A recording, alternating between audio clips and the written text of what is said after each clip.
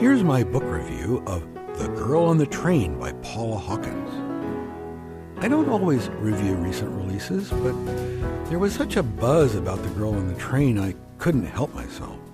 Especially since after I downloaded the ebook sample, that Buy Now button was burning a hole in my digital wallet. Yes, I was engrossed, but before you rush out to the e-store, be warned. Right off, this is a book for and about women. The two male main characters, both 30-something husbands, are strapping hunks of man-flesh. They exude charm and flash-winning smiles, and they are both abusers. Several walk-on male characters are nicer, sort of metrosexual candidates, but one has a drug habit, another's a drunk, and the third is a spineless shrink. The wives and ex-wives are smart but vulnerable, emotional sponges thirsty for guy sweat. They spend a lot of their emotional energy in catfights with each other. Okay, here's the gist of it. The Girl on the Train is a chilling psychological drama centered not on a love triangle, but on a pentagon. Or is it a hexagon? Anyway, the permutations and combinations don't quite include the entire neighborhood. Main character Rachel is recently divorced from Tom, who seems like a nice guy who just couldn't put up with her drinking habit.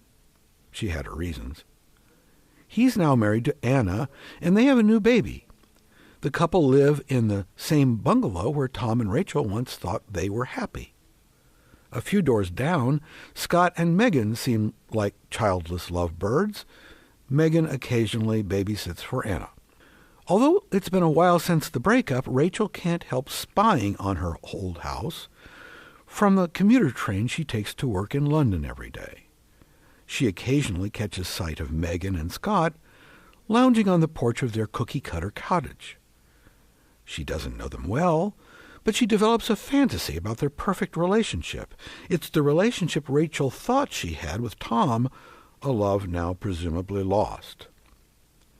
It turns out that Rachel is more than casually curious about Tom and Anna. Rachel is a stalker. She phones him at all hours. She leaves notes at the house, and she wanders the neighborhood as she stares at the front door. One night, when she's there, neighbor Megan goes missing. The problem is, and it's huge, when Rachel has been drinking, she's prone to mental blackouts. There are whole chunks of time, from minutes to hours, for which she has no memory. So combined with her guilt and self-loathing over her failed marriage, Rachel begins to wonder whether she's been bad.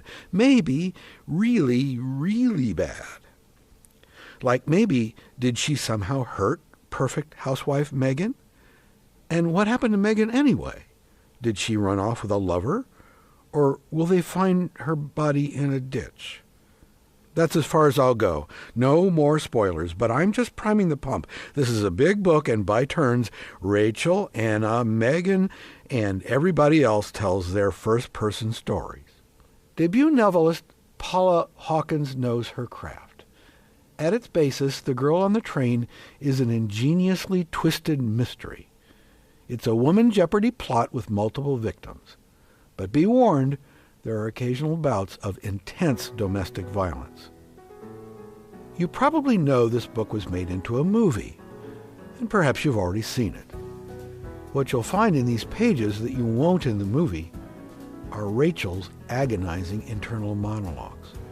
She's a tortured soul, and any of us could slip into that pit of self-doubt if only our brakes went the wrong way. But to really understand her, you'll need to hear the version of the story she tells herself. Gerald Everett Jones is the author of Bonfire of the Vanderbilts and host of the Get Published radio show.